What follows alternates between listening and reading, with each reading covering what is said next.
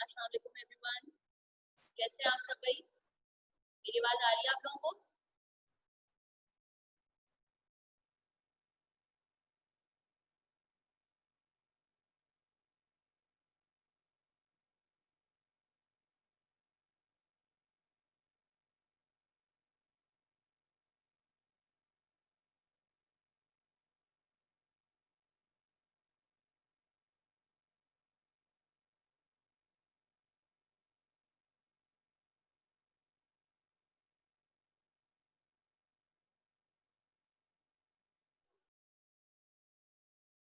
अच्छा जी।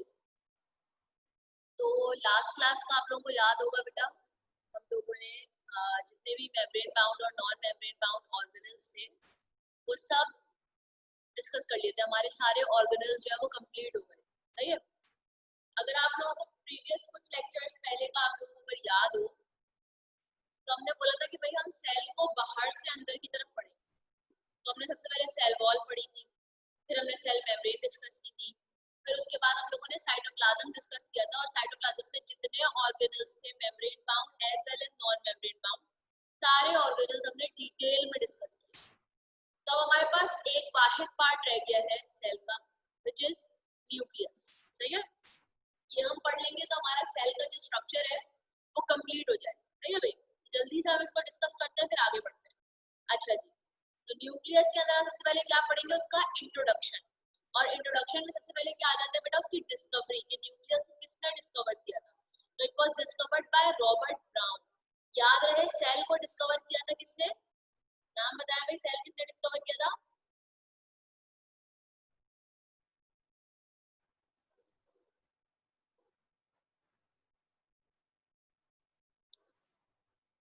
Robert Hooke ने discover किया था। Excellent answer Ayesha. And the nucleus was discovered by Robert Brown. Excellent Faraz Iqra. Robert Hooke ने discover किया था। Nucleus was discovered by Robert Brown. सही है। तो जो सन था इनका, जिस सन में किया था आई गेस 18 समथिंग में किया था, वो आप लोग बुक में देख लीजिएगा। Exactly Ayesha, thank you. 1831। भाई मुझे सन याद नहीं होते इसलिए मुझे याद नहीं था। Thank you Ayesha. तो 1831 में रॉबर्ट ब्राउन साहब ने डिस्कवर किया न्यूक्लियस। अब आ जाते हैं, वॉइस स्लो है।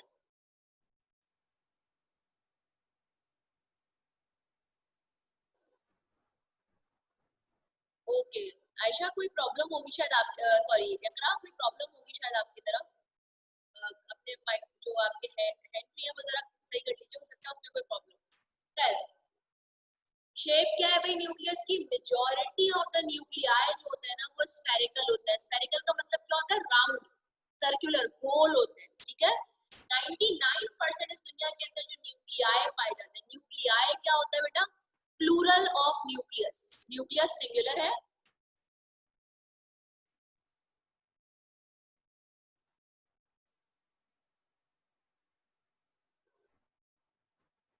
अब सही आ रही है आवाज?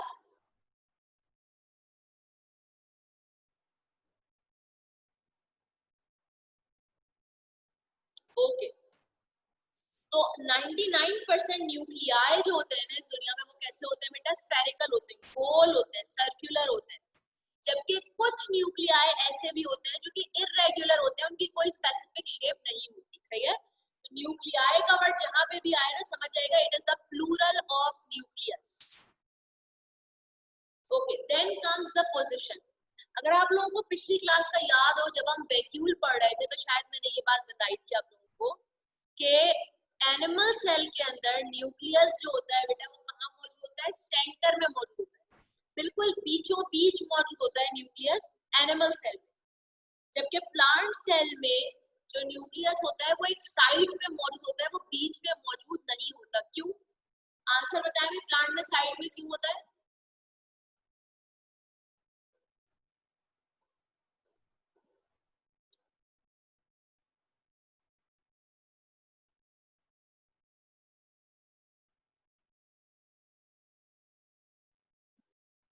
प्लांट सेल के अंदर न्यूक्लियस क्यों बीच में नहीं पाया जाता?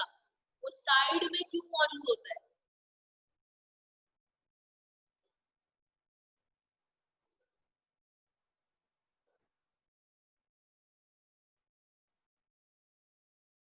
एग्जैक्टली, एक्सीलेंट आंसर असरा, आयशा। बहुत लार्ज वैक्यूल मौजूद होता है। एक्सीलेंट आंसर फराज, क्योंकि लार्ज वैक्यूल मौजूद होता है प्लांट के अंदर, इसलिए जो न्यूक्लियस होता है वो उसको वैक्यूल न्यूक्लियस को धक्का दे देता है साइड पे, ठीक है। तो एनिमल्स में सेंटर में होता है, व्हाइल प्लांट सेल के अंदर साइड पे मौजूद होता है nucleus due to the presence of a large vacuole. Then we have number. अब सुने भाई, मेजॉरिटी ऑफ द सेल इस दुनिया में जो होता है ना वो कैसे होते हैं बेटा, यूनी न्यूक्लिएटेड। यूनी का मतलब क्या होता है, वन, यानी ज्यादातर सेल्स के अंदर सिर्फ एक न्यूक्लियस पाया जाता है। लेकिन कुछ सेल्स ऐसे भी होते हैं, बहुत कम होते हैं, लेकिन कुछ सेल्स ऐसे भी होते हैं जिनके अंदर दो न्यूक्लियाई पाए जाते हैं। ऐसे सेल्स को क्या कहा जाता है, binucleated. Bi means two, ठीक है। और कुछ सेल्स ऐसे होते हैं which are multinucleated. Multi means many, ठीक है। ज्यादातर सेल्स में एक न्यूक्लियस होता है, तो such cells are called uni nucleated. लेकिन कुछ सेल्स ऐसे होते हैं जिनके अंदर दो न्यूक्लियाई पाए जाते हैं, which are called binucleated. कुछ सेल्स ऐसे होते हैं जिनके अंदर बहुत सारे न्यूक्लियाई पाए जाते हैं, which are called multinucleated. Binucleated की मैं आपको एग्जांपल बता देती हूँ।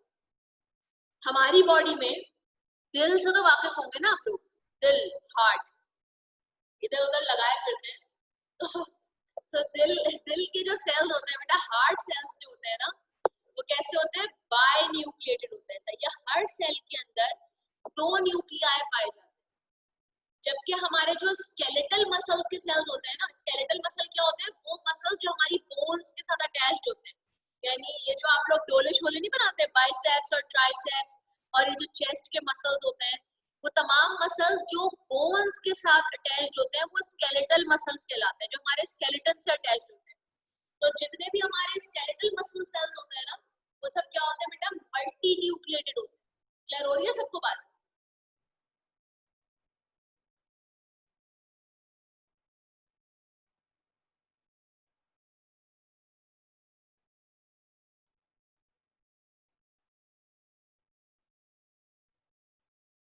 Okay, very good. यहाँ पे हमारा इंट्रोडक्शन जो है बेटा वो कंप्लीट हो गया। अब आ जाते हैं हम स्ट्रक्चर के ऊपर। स्ट्रक्चर बाय वाला बेटा, बाय का मतलब होता है दो। तो फराज ऐसे सेल्स जिसके अंदर दो न्यूक्लियाई पाए जाते हैं ना, वो बाय न्यूक्लिएटेड कहलाते हैं। सही है।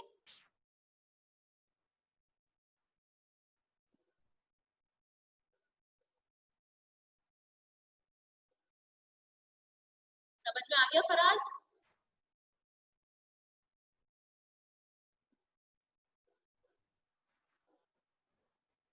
ओके। अब भाई ये लिखत पढ़त में स्ट्रक्चर समझने के बजाय पहले हम यहाँ पे डायग्राम देख लेते हैं। इससे हम समझ लेते हैं जरा स्ट्रक्चर, फिर जो लिखा हुआ है ना रट्टा फाई वाली चीजें फिर हम लोग पढ़ लेंगे। तो सबसे पहली चीज जो हमें न्यूक्लियस में बाहर ही बाहर नजर आती है, दैट इज न्यूक्लियर मेम्ब्रेन। वो मेम्ब्रेन जिसने न्यूक्लियस को पूरा सराउंड किया हुआ होता है, पूरा घेरा हुआ होता है, वो मेम्ब्रेन क्या कहलाती है बेटा, न्यूक्लियर मेम्ब्रेन कहलाती है। सही है। और न्यूक्लियर मेम्ब्रेन अगर आप लोग अपनी आंखों का इस्तेमाल करें, जो कि मुझे लगता है आप लोग कर सकते हैं आंखों का इस्तेमाल, तो आप लोग जरा देखकर बताएं कि न्यूक्लियर मेम्ब्रेन आपको कैसी नजर आ रही है, कंप्लीट मेम्ब्रेन है या इनकम्प्लीट मेम्ब्रेन है?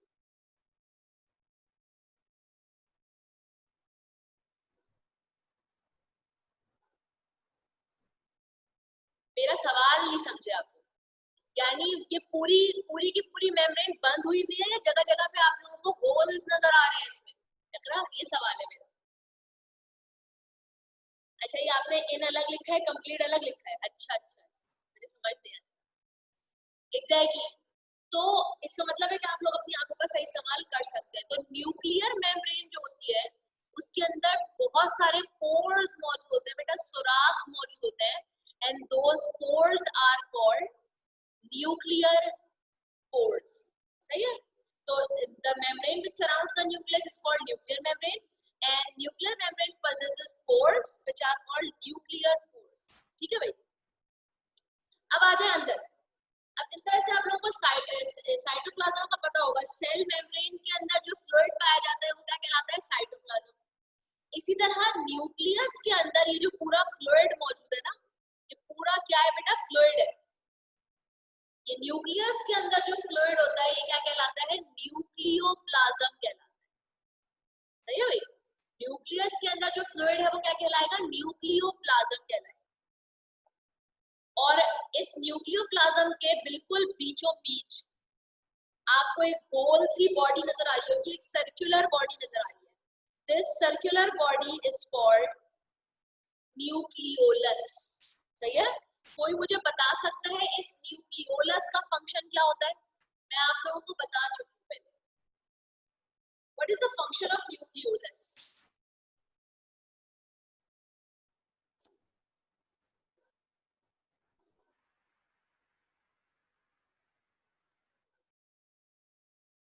अब सही आ रही है आवाज नूरुलैन?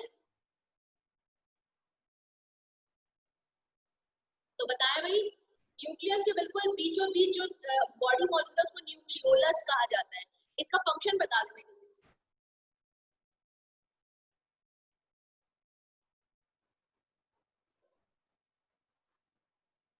फराज क्या प्रोटीन?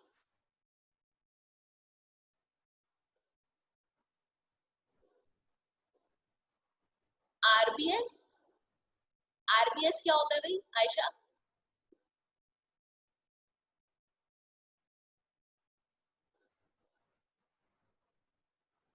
नहीं फराज, कोई प्रोटीन प्रोवाइड नहीं करता। नहीं आयशा, आरएनए होते हैं इसके अंदर, प्रोटीन होते हैं इसके अंदर, बट ये इसका फंक्शन नहीं है। फंक्शन बताएं इसका।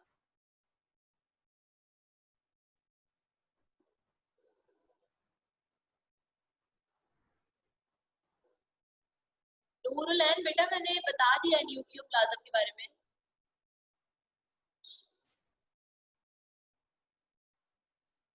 नो नो, पता नहीं क्या क्या बता रहे हैं आप लोग। चलो भाई मैं बताती हूँ। क्या हमने राइबोसोम वाले टॉपिक में ये नहीं पढ़ा था कि राइबोसोम्स जो होते हैं वो न्यूक्लियोलस में बनते हैं? बता दिया राहिम। क्या हमने ये नहीं पढ़ा था?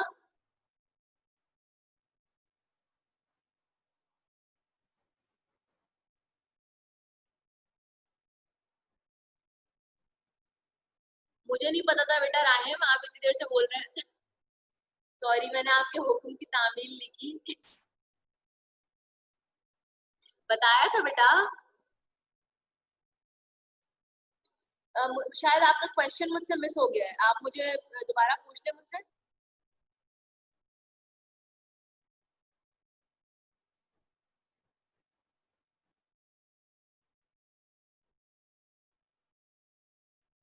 Exactly exactly.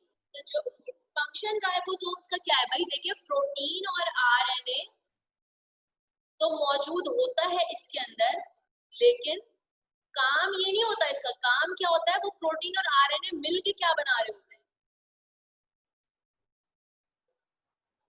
वो मिलके बना रहे होते हैं राइबोसोम्स। तो न्यूक्लियोलस का फंक्शन क्या होता है, इट फॉर्म्स राइबोसोम्स या इट सिंथेसाइजेस राइबोसोम्स। क्या हुआ आयशा?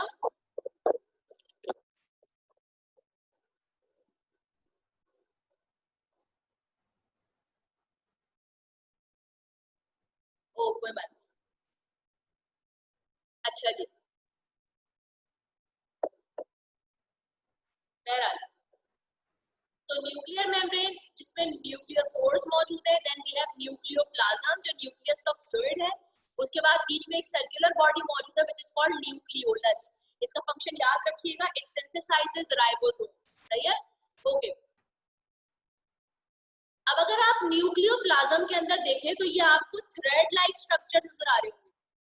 ये धागों का पूरा आपको एक नेटवर्क नजर आ रहा है, पूरा एक गुच्छा नजर आ रहा है। राहिम ये क्वेश्चन है आपका, व्हाट इज न्यूक्लियस? ये आपकी कौन सी क्लास है?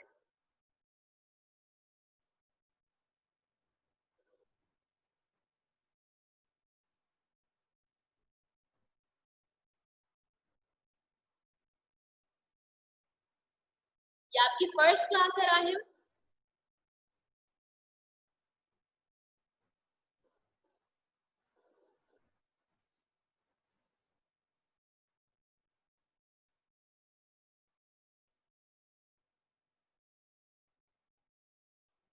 पता नहीं क्या होता है बेटा, ये अगर आप तंग कर रहे हैं ना तो मैं आपकी कंप्लेन कर दूंगी।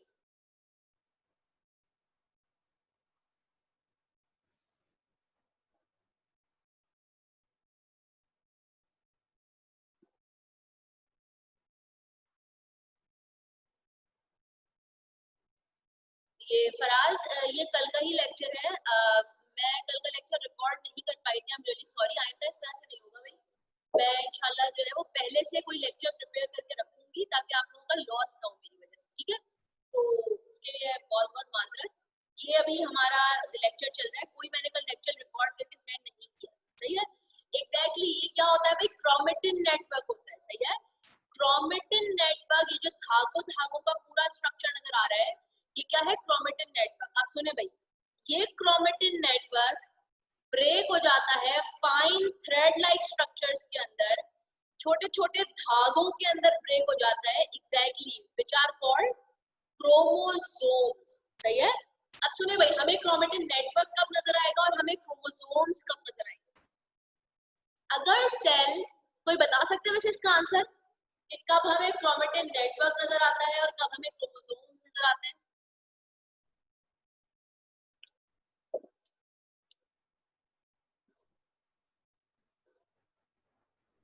आयशा, डिवीजन के वक्त क्या नजर आता है हमें?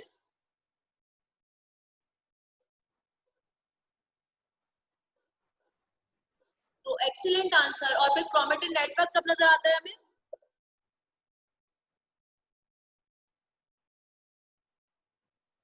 वेरी गुड असरा। और क्रोमेटिन नेटवर्क हमें कब नजर आएगा?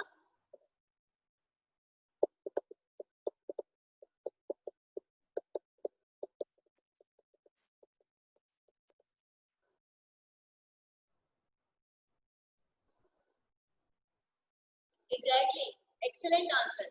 जब सेल डिवाइड नहीं कर रहा होता, जब सेल डिवीजन नहीं हो रही होती, सेल आराम कर रहा होता है, उस टाइम पे हमें क्या नजर आता है? क्रोमेटिन नेटवर्क नजर आता है, पूरा गुच्छा नजर आता है, जिसको हम क्रोमेटिन नेटवर्क बोलते हैं। जैसे ही सेल डिवीजन के अंदर एंटर होता है, डिवाइड करने लग जाता है, उसी वक्त क्या होता है भाई? क्रोमेटिन जो होता है वो ब्रेक हो जाता है छोटे छोटे थ्रेड लाइक स्ट्रक्चर्स के अंदर, विच आर कॉल्ड क्रोमोसोम्स। तो सेल डिवीजन के दौरान हमें क्रोमोसोम्स नजर आते हैं, और जब सेल डिवाइड नहीं कर रहा होता तब हमें क्रोमेटिन नेटवर्क नजर आ रहा होता है। अब मेरा नेक्स्ट क्वेश्चन, क्रोमोसोम्स का मतलब आपको पता है? क्रोमोसोम्स, क्रोम का मतलब होता है कलर, और जोन्स मींस बॉडी, ठीक है? यानी coloured bodies. Chrome means colour and जोम मींस बॉडीज, यानी कलर्ड बॉडीज। अब आप लोग मुझे ये बताएं, हमने पिछले कुछ क्लासेस में ये पढ़ा है, मैंने ऐसे ही बताया था आप लोगों को। अच्छा, मैं पहले क्रोमेटिन बता देती हूँ। फराज, ये आप लोगों को, आपको जो नजर आ रहा है ना न्यूक्लियोप्लाज्म के अंदर, ये जो पूरा गुच्छा है धागों का, ये जो भरे हुए धागे धागे धागे धागे पूरे, इसके थ्रेड लाइक स्ट्रक्चर जो भरे हुए न्यूक्लियोप्लाज्म में, ये पूरा नेटवर्क क्या कहलाता है? क्रोमेटिन कहलाता है। और सेल डिवीजन के दौरान ये क्रोमेटिन ब्रेक हो जाता है छोटे छोटे धागों के अंदर, छोटे छोटे छोटे छोटे थ्रेड्स के अंदर। दोस थ्रेड्स आर कॉल्ड क्रोमोसोम्स। अब समझ में आया?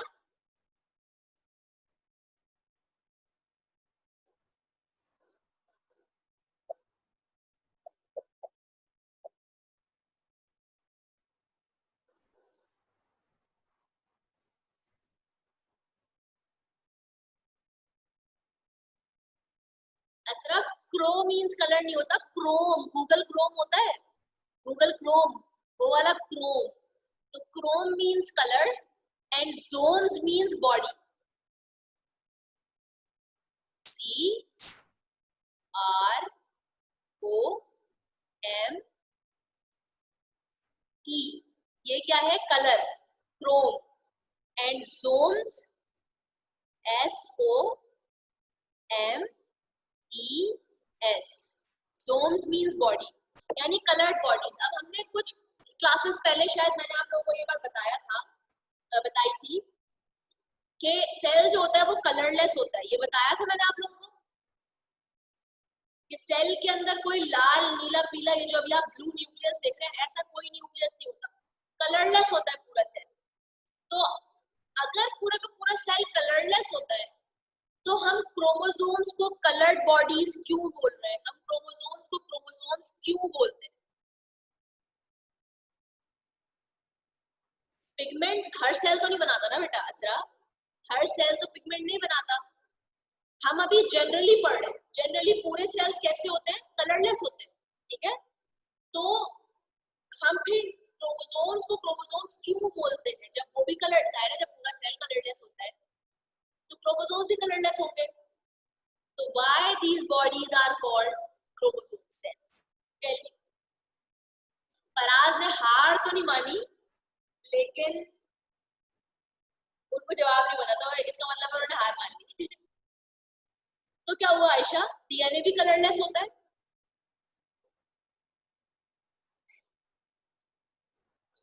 डीएनए भी कलरलेस होता है बेटा। Then why these are called chromosomes?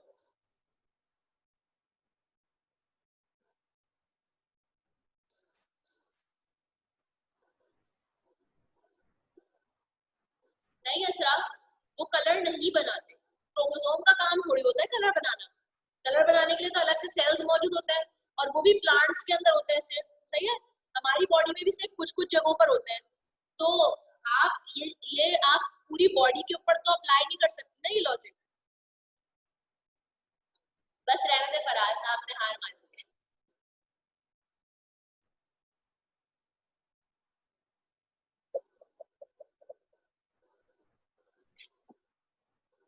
चलो भाई मैं बताऊं आंसर, या अभी कोई जवाब आ रहा है जहन में?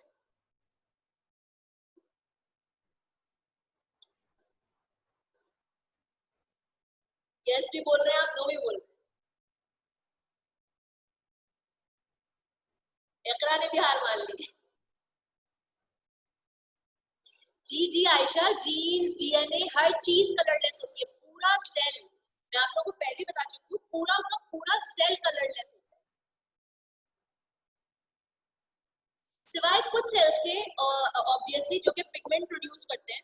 लेकिन majority of the cells in our body या majority of the cells in this world are colourless, सही है।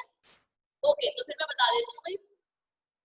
अब देखिए, पूरा सेल कलरलेस है, लेकिन जब हम सेल को पढ़ेंगे इलेक्ट्रॉन माइक्रोस्कोप में, तो कलरलेस सेल को आप खुद बताएं हम कैसे पढ़ेंगे।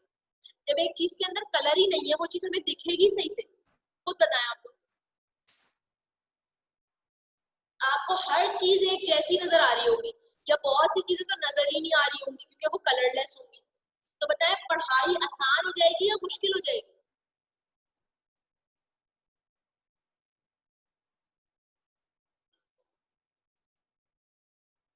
एग्जैक्टली exactly, मुश्किल हो जाएगी ना। और जैसे वाटर कलरलेस होता है, वाटर के अंदर मतलब कलरलेस होता है, इसी तरह से सेल जो होता है ना, वहाँ भी कलरलेस है, तो पढ़ाई मुश्किल हो जाएगी बिल्कुल। ना आपको कोई ऑर्गेनेल मिलेगा, ना आपको न्यूक्लियस मिलेगा, ना क्रोमोसोम डीएनए, कुछ नहीं मिलेगा। तो हम सेल को पढ़ने के लिए सेल के अंदर क्या डालते हैं बेटा, स्टेन डालते हैं। स्टेन क्या होता है, कलर, ठीक है। STAIN, स्टेन, यहाँ लिख दीजिए, STAIN, स्टेन। स्टेन का मतलब क्या होता है, कलर। हम सेल को पढ़ने के लिए सेल में क्या डालते हैं, स्टेन डालते हैं। बहुत सारे डिफरेंट तरह के स्टेन्स आते हैं, अब मैं उस डिटेल में नहीं जा रही। जब आप लोग इंशाल्लाह यूनिवर्सिटी लेवल पे आएंगे तो इंशाल्लाह आप लोग इसके बारे में पढ़ लेंगे। बहरहाल सेल को पढ़ने के लिए हम सेल में स्टेन डालते हैं, स्टेन मतलब कलर, सही है। दाग, एग्जैक्टली फराज, दाग डालते हैं, दागदार बना देते हैं हम सेल को। तो क्रोमोसोम्स को क्रोमोसोम इसलिए कहा जाता है क्योंकि जब सेल में स्टेन डाला जाता है ना बेटा, तो सबसे पहले जो सेल का स्ट्रक्चर सबसे ज्यादा कलर एब्सॉर्ब करता है, वो कौन होते हैं, क्रोमोसोम्स। तो जब स्टेन पूरा डल जाता है ना सेल में, सबसे हमें जो क्लियर नजर आते हैं ना कलर पीने के बाद या एब्सॉर्ब करने के बाद, सेल का वो पार्ट जो हमें सबसे ज्यादा प्रोमिनेंट नजर आता है, सबसे ज्यादा क्लियर नजर आता है, वो कौन सा होता है, क्रोमोसोम। समझ में आ रही है आप लोगों को बात? इसलिए हम क्रोमोसोम्स को कलर्ड बॉडीज या क्रोमोसोम कहते हैं, क्योंकि स्टेन डालने के बाद सबसे ज्यादा स्टेन कौन पीता है, क्रोमोसोम्स। और इसीलिए सबसे ज्यादा प्रोमिनेंट भी हमें क्रोमोसोम्स ही नजर आते हैं। क्लियर हो रही है बात आप लोगों को?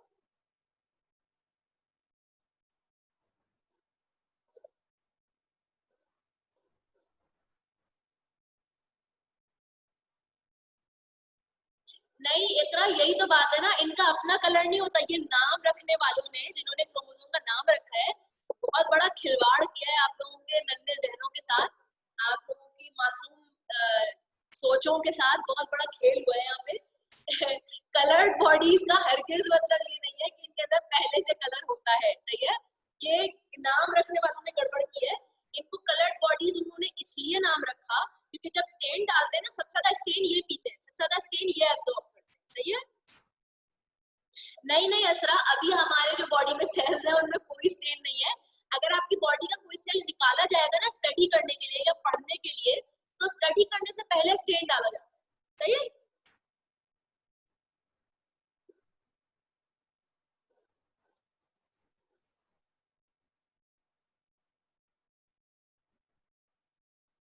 अगर कोई और क्वेश्चन है आप लोगों का तो पूछे भाई। जी बेटा नूरुलन, आप कलरलेस हैं, ठीक है?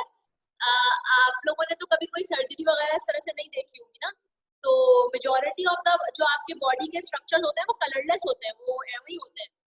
बस आपकी स्किन कलर्ड है, आपकी आईज कलर्ड है, आपके हेयर कलर्ड है, आपका हार्ट जो होता है वो ब्राउनिश होता है, और वो भी ब्राउनिश ब्लड की वजह से होता है, सही है? उसका अपना कोई कलर नहीं होता हार्ट का, ब्लड कलर्ड होता है, एग्जैक्टली exactly. ब्लड क्यों कलर्ड होता है अकरा, ये हम पढ़ेंगे इस साल, तो मेरे ख्याल पे नहीं, हम पढ़ेंगे या शायद ना पढ़े, आई आई डोंट नो।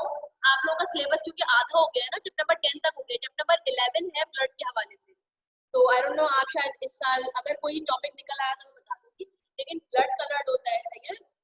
चमक का कोई कलर नहीं होता नूरुलैन, चमक इज कलरलेस, सही हुई? तो हमारी बॉडी कलरलेस है एक्सेप्ट फॉर सम पार्ट, सिर्फ कुछ पार्ट्स ऐसे हैं जो कलर्ड है। आई होप आप लोगों को क्लियर हो गया होगा।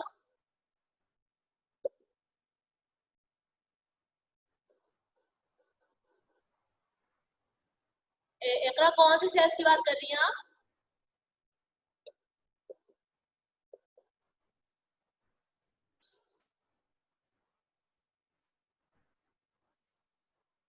जी जी, ब्लड के अंदर कुछ सेल्स होते हैं, उनके अंदर पिगमेंट डला हुआ होता है, वो भी मैं आप लोगों को अगर कभी मौका मिला इसी साल तो मैं बता दूंगी इंशाल्लाह।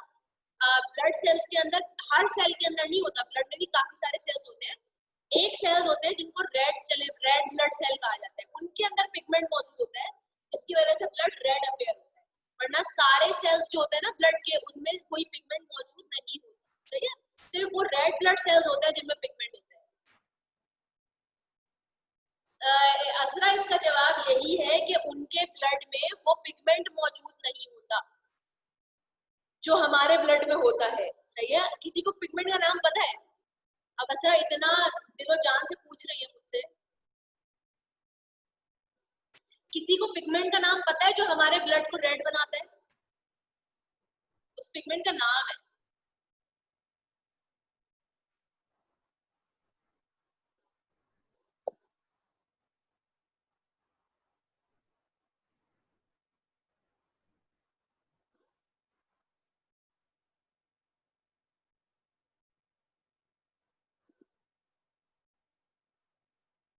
चलिए मैं बता देती हूँ फिर, उस पिगमेंट का नाम होता है बेटा हीमोग्लोबिन, सही है? हीमोग्लोबिन, HAEMO, हीमोग्लोबिन, सही है?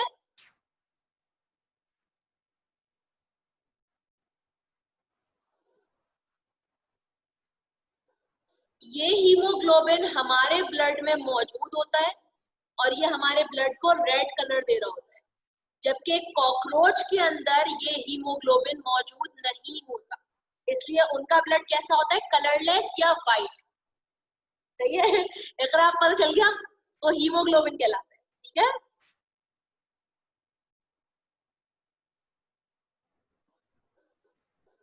ओके, तो बड़ी ढेर सारी आप लोगों को जनरल नॉलेज मिल गई, तो ये वही पूरा स्ट्रक्चर लिखा हुआ है, अगर आप लोग कॉपी करना चाहें या स्क्रीनशॉट लेना चाहें तो ले ले भाई, फिर हम आगे चलते हैं। ये पूरा न्यूक्लियस का कोई स्ट्रक्चर है।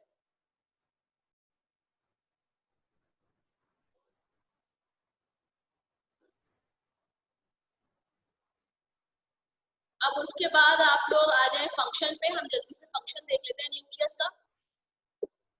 तो पहला तो न्यूक्लियस का फंक्शन क्या हो गया भाई, कि न्यूक्लियोलस में राइबोसोम्स बन रहे हैं, ठीक है, ये भी तो न्यूक्लियस का ही फंक्शन है ना।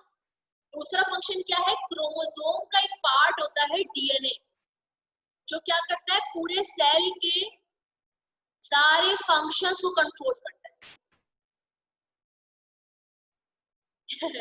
तो बेटा एकरा सिर्फ स्क्रीनशॉट्स नहीं लिया करें ना, उसको लिखा भी करें, फिर लिखने के बाद डिलीट कर दिया करें मोबाइल से। मैंने आप लोगों को देखे, बाद में मुझसे शिकायत मत करिएगा अगर पेपर में कोई भी मसला हो। मैं आप लोगों को पहले ही वार्न कर चुकी हूँ कि अपने लिखने की आदत मत छोड़े। अगर बाद में कोई मसला हुआ, मैं जिम्मेदार नहीं हूँ, आप लोग लिखना भूल जाएंगे, बड़ा मसला होगा। आयशा कोई मसला नहीं है, आप नोट से करें, बुक से करें, या आप इस सेंटर के नोट से करें, किसी और सेंटर के नोट से करें, आपकी मर्जी है, लेकिन लिखें जरूर। आप लोग बड़े नुकसान में पड़ जाएंगे अगर लिखना छोड़ देंगे ना। तो और काइंडली इंक पेन से ही लिखिएगा, कोई पेंसिल बॉल पॉइंट कुछ यूज करने की जरूरत नहीं है, इंक पेन, क्योंकि आप लोग अपना पेपर इंक पेन से देंगे, तो इंक पेन से ही अपनी लिखने की आदत बनाए, अदरवाइज बहुत मसला हो जाएगा। मैं एक्सपीरियंस्ड हूँ इस मामले में, मैं भुगत चुकी हूँ इस मामले में, तो इसलिए आप लोगों को बता रही हूँ, ठीक है, लिखना मत छोड़े। हाँ एक अच्छी बात है, सारा दिन लिखे। बहरहाल, तो डीएनए जो होता है ना, न्यूक्लियस का पार्ट है, वो सेल के सारे फंक्शंस को कंट्रोल करता है। अब सुनिए भैया, हमें मेरी बात, अगर आप एक एमसीक्यू आ जाता है, which part of the cell performs all the functions, question पे ध्यान दें, which part of the cell performs all the functions, and the options are cell membrane, cytoplasm, nucleus and DNA। तो राइट ऑप्शन क्या होगा?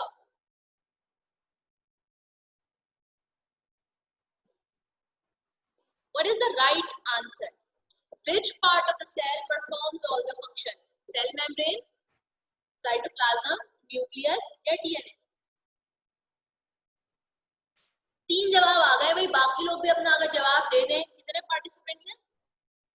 7 है, और अभी तक सिर्फ 3 जवाब आए। 4 लोग और अगर दे दें, चले भाई 4 जवाब आ गए, अगर 3 लोग और जवाब दे दें तो फिर मजा ही आ जाए।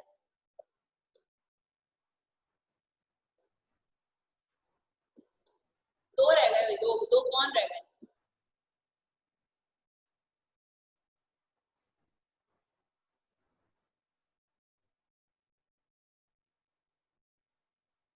सिक्स स्टूडेंट्स है, 7, अच्छा ओके, ठीक है ठीक है। तो भाई सबने जवाब दिया है डीएनए, इंतहाई गलत जवाब दिया है आप लोगों ने। बार बार बोल रही हूँ, क्वेश्चन पे ध्यान दें, क्वेश्चन पे ध्यान दें। Which part of the cell performs all the function? बेटा अभी सामने लिखा हुआ है, DNA controls all the function, वो कंट्रोल करता है कौन सा फंक्शन ज्यादा होना चाहिए, कम होना चाहिए, कब होना चाहिए, कब नहीं होना चाहिए। न्यूक्लियस या DNA controls all the function, जबकि साइटोप्लाज्म, अगर आप लोगों को याद हो, आयशा अब आप लाइन पे आ गई, जगह पे आ गई, एक्सीलेंट आंसर। साइटोप्लाज्म जो होता है बेटा, उसके अंदर सारी फैक्ट्रीज लगी हुई होती है, जितने भी ऑर्गेनल्स हैं वो सब कहाँ होते हैं, साइटोप्लाज्म में ही होते हैं ना। तो cytoplasm is the part which performs all the function. सही है, एमसीक्यू की ग्रामर पे, उसकी वोकैबुलरी पे भी ध्यान दिया। अगर लिखा हुआ है कि सेल को कौन सा पार्ट फंक्शन परफॉर्म करता है, तो परफॉर्म करने वाला पार्ट साइटोप्लाज्म, और सेल का कौन सा पार्ट कंट्रोल करता है फंक्शन को, तो उसका आंसर क्या होगा बेटा, न्यूक्लियस या डीएनए। सबको क्लियर हो गई बात?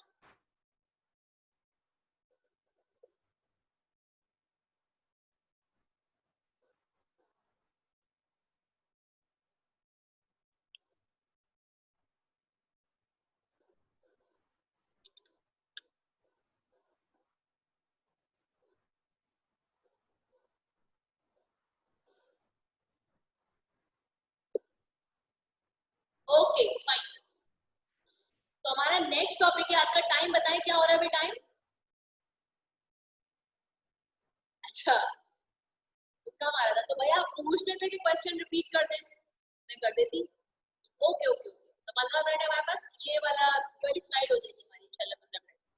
Types of cells. चलिए भाई now, any genius of the class can tell me How many types of cells are there in our body? जी, एक लिविंग बॉडी में कितने तरह के सेल्स पाए जाते हैं?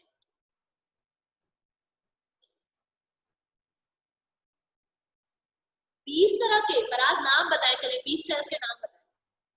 जो आपने 20 बोला है। नहीं नहीं असरा, ये मैं प्रोकैरियोटिक यूकैरियोटिक वाला नहीं पूछ रही। देखिए हम यूकैरियोटिक है ना असरा, हमारी ही अपनी बॉडी में कितने तरह के सेल्स पाए जाते हैं, ये मेरा क्वेश्चन है। ठीक है, इकरा बोलिए 3। चलिए भाई नाम बताएं, कौन से 3 पाए जाते हैं इकरा और आयशा?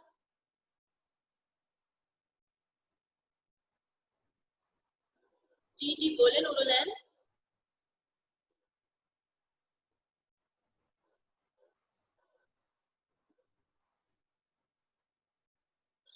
जी बिल्कुल, हर ऑर्गेनिज्म में कितने तरह के सेल्स पाए जाते हैं, कितनी टाइप्स के सेल्स पाए जाते हैं, ये पूछ रही हूँ। 7 नाम बताएं 7 के जरा। 7 कौन से सेल्स पाए जाते हैं?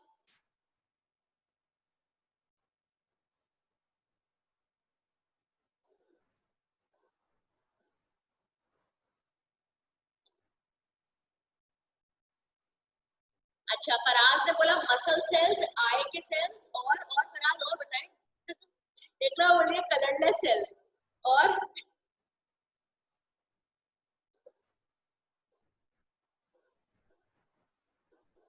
माहिर है आप लोग, माहिर तुक्के लगाने।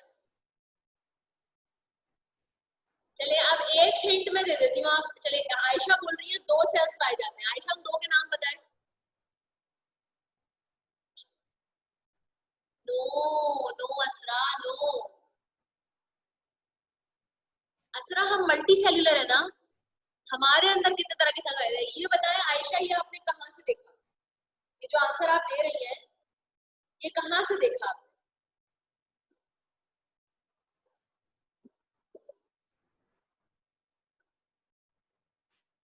सच सच बता दे, कहाँ देखा यार? मैं गुस्सा नहीं करूंगी भाई, आपको ऐसा मसला नहीं है अगर कहीं से देखा भी है तो। पक्का मिस सिस्टर ने बताया? चले सिस्टर ने बताया, अच्छी बात है, कोई बात नहीं। एक्सीलेंट आंसर भाई, सोमैटिक। आधा एक्सीलेंट आंसर अपनी सिस्टर को दे दीजिएगा, एक्सीलेंट आंसर सही है, उन्होंने सही जवाब बताया बिल्कुल।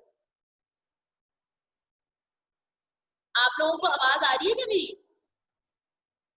नहीं नहीं फराज, माइटोसिस मियोसिस कहाँ से आ गया? ओके ओके, तो सिस्टर को बोल दीजिएगा भी मिस की तरफ से एक्सीलेंट आंसर। तो हमारी बॉडी में 2 तरह के सेल्स मौजूद होते हैं। Number 1 is somatic cells and number 2 germ cells. ये आप लोगों को आपकी बुक में नहीं मिलेगा, लेकिन आगे जो हम सेल डिवीजन पढ़ने लगे हैं ना, उसके लिए मुझे लगता है कि ये आप लोगों को अगर पता हो तो आपको ज्यादा आसानी हो जाएगी समझ में। सबसे पहले हम बात कर लेते हैं सोमैटिक सेल्स के बारे में। अब सुने भाई, ऐसे सेल्स जिनका रिप्रोडक्शन से कोई लेना देना नहीं होता, वो सेल्स जो आपकी बॉडी में रिप्रोडक्शन नहीं करते। सही है? हाँ नूरुलैन, ये बुक में है ही नहीं, ये मैंने खुद लिखा है, यहाँ पे डाला है ताकि आप लोगों को आगे के टॉपिक समझने में आसानी हो। बहरहाल कोई बात नहीं, कोई बात नहीं, एटलीस्ट कोशिश की आप लोगों ने, यही अच्छी बात है।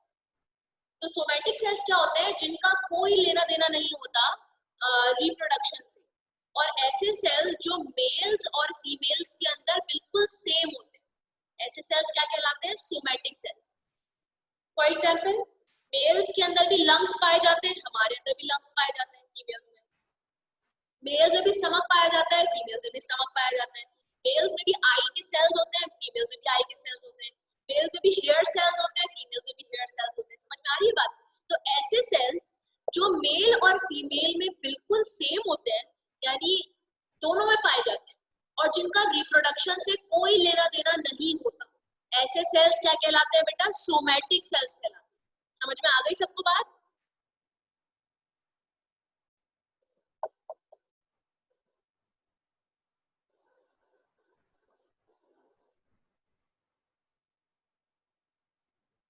सबको समझ में आ गई बात? हाँ, कोई लेना देना नहीं है सर इनका। अब जब ये सेल्स रिप्रोडक्शन नहीं कर रहे तो फिर ये क्या कर रहे हैं? तो पहली लाइन आप लोग देख लें, सोमैटिक सेल्स में क्या लिखी हुई है? These are responsible for growth. ठीक है, ये ग्रोथ करवाते हैं बॉडी की। आपके स्टमक के सेल्स, आपकी पूरी बॉडी जो बढ़ रही है वो कैसे बढ़ रही है? आपकी बॉडी के यही सेल्स अपने आप को डिवाइड करते रहते हैं, ऑर्गन का साइज बढ़ता है तो ऑर्गेनिज्म का साइज भी बढ़ जाता है। समझ में आ रही है बात? तो somatic cells are responsible for growth. चले हम आगे।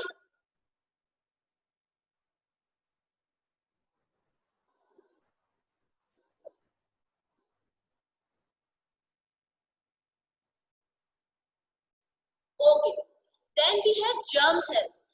जर्म सेल्स को हम दो और नाम देते हैं, सेक्स सेल्स या फिर गैमेट्स। सबसे पहले आप इनको पढ़ने से पहले जरा मुझे ये बताएं कि जर्म सेल्स को जर्म्स क्यों कहा जाता है? किसी ने भी अगर ये बोला ना कि जरासीम, पिटेगा वो मेरे हाथ से। जर्म सेल्स को जर्म सेल्स क्यों कहा जाता है? What is mean by germ in biology?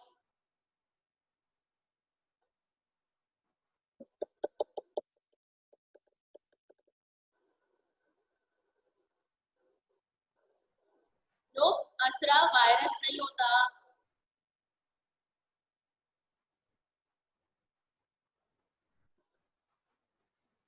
What is mean by germ? मैं बायो का पूछ रही हूँ, बायो में जर्म किसे कहा जाता है?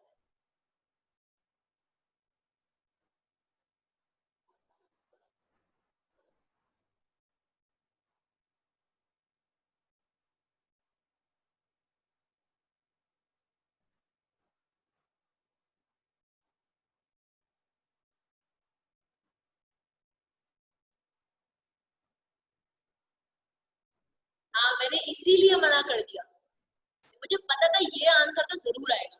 अरे नहीं असरा, अभी तो मैंने बताया जर्म का मतलब वो वाले जर्म्स नहीं होते जो आप जिनको बोल रही है ना, माइक्रो ऑर्गेनिजम्स, जो कि नेकेड आई से आपने जर्म्स को ही अच्छे अल्फाज में डिफाइन कर दिया है, उनको ये वो वाला जर्म नहीं है।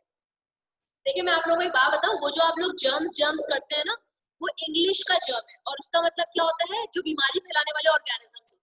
ठीक है, वो इंग्लिश का जर्म है। मैं इसीलिए पूछ रही हूँ बायो में जर्म का मतलब क्या होता है? No one? वो मैं बताती हूँ। नहीं नहीं, बैक्टीरिया भी नहीं होता। नहीं नहीं, जो रिस्पॉन्ड, ये भी नहीं आंसर है फराज। देखिए जर्म का मतलब बायो में होता है, नहीं नूरलैन, ये जर्म सेल्स नहीं कहलाते। इनके अंदर नंबर ऑफ क्रोमोसोम हाफ होते हैं, लेकिन जर्म की ये डेफिनेशन नहीं है। मैं बताती हूँ, जर्म का मतलब होता है ऐसे सेल्स जो किसी ऑर्गेनिज्म को बनाए। ठीक है, ऑर्गेनिज्म को बनाने वाले सेल्स कहलाते हैं जर्म सेल्स। जर्म मींस बनना। बायो के अंदर जर्म का मतलब क्या होता है? फॉर्म होना, बनना, सिंथेसाइज होना। समझ में आ रही है बात? तो वो सेल्स जो रिप्रोडक्शन में, देखें आगे क्या लिखा हुआ है, these are responsible for reproduction. वो सेल्स जो रिप्रोडक्शन में पार्ट लेते हैं और नया ऑर्गेनिज्म बनाते हैं, ऐसे सेल्स क्या कहलाते हैं बेटा? जर्म सेल्स कहलाते हैं। समझ में आई सबको बात?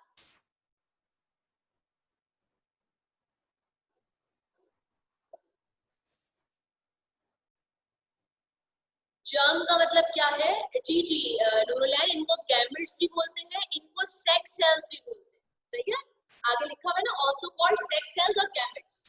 तो ये इनके तीन नाम है। लेकिन जर्म का मतलब याद रखिएगा, वो इंग्लिश वाला जर्म है जो आप लोग बोलते हैं ना, जरासीम जरासीम जरासीम, वो इंग्लिश का जर्म है। ये जो बायो वाला जर्म है, इसका मतलब होता है बनना, सिंथेसाइज होना, फॉर्म होना। तो ऐसे सेल्स जो न्यू ऑर्गेनिजम्स को बनाते हैं, रिप्रोडक्शन में पार्ट लेते हैं, such cells are called germ cells. और देखिए भाई एक और बात, जी एग्जैक्टली आयशा, जर्मिनेट से निकला है वो सेल्स जो जर्मिनेशन करते हैं। सही है, किसी नए ऑर्गेनिज्म को फॉर्म करते हैं, वो कहलाते हैं जर्म सेल्स। अच्छा, अब अगर आप लोग गौर करें तो germ cells plants, sorry, males में और फीमेल्स में अलग अलग होते हैं। सोमैटिक सेल्स का हमने क्या पढ़ा था? मेल और फीमेल दोनों में सेम तरह के मौजूद हैं, जबकि जर्म सेल्स मेल्स और फीमेल्स में अलग अलग होते हैं। मेल्स में कौन से होते हैं भाई जर्म सेल? बताएं भाई, मेल्स में कौन से होते हैं?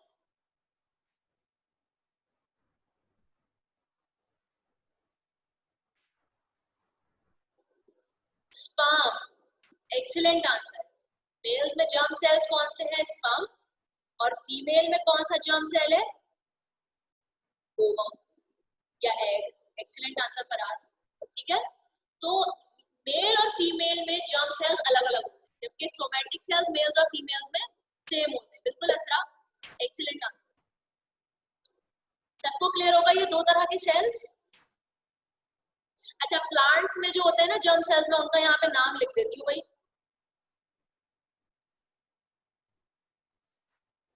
प्लांट्स में जर्म सेल्स कौन से होते हैं? मेल्स में होते हैं भाई पॉलन ग्रेन। पॉलन ग्रेन का नाम सुना होगा ना?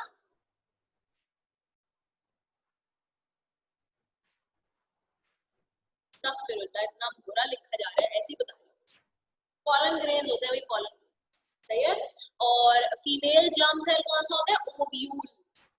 नाम सुना है आप लोगों ने?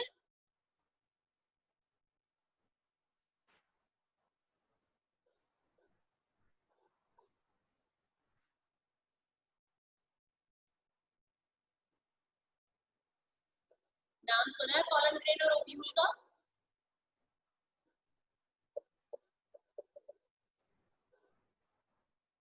बस, तो एनिमल्स में क्या होता है भाई? स्पर्म एंड ओवम, मेल्स और फीमेल्स में। और प्लांट्स में क्या होता है? Pollen grains and ovule. पता चलेगा फराज, पता चलेगा जब हम पढ़ेंगे ना, चैप्टर नंबर 6 पढ़ेंगे हम, ब्रायोफाइट्स एंड ट्रैकियोफाइट्स।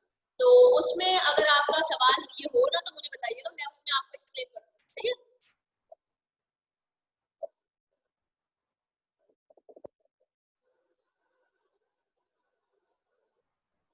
ओके, तो any question you guys have up till now तो मुझसे पूछ ले भाई, फिर हम क्लास को एंड कर देंगे।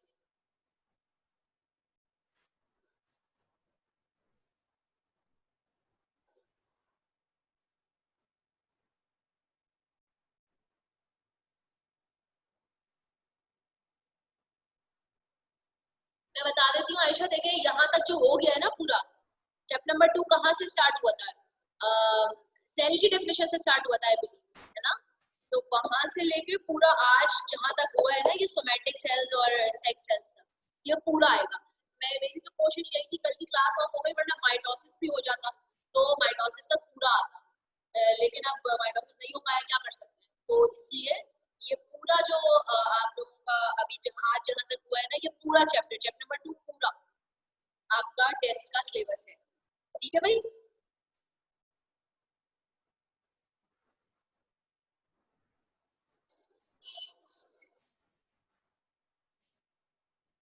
Okay, all the very best guys. आप लोगों के टेस्ट के लिए आई गेस आप लोगों का वेडनेसडे को है, कब है टेस्ट? तो उसमें तो मेरी क्लास होगी नहीं, इसलिए अभी से विश कर रही हूँ मैं, अच्छे से तैयारी करिएगा और अच्छा टेस्ट दीजिए। अल्लाह हाफिज़।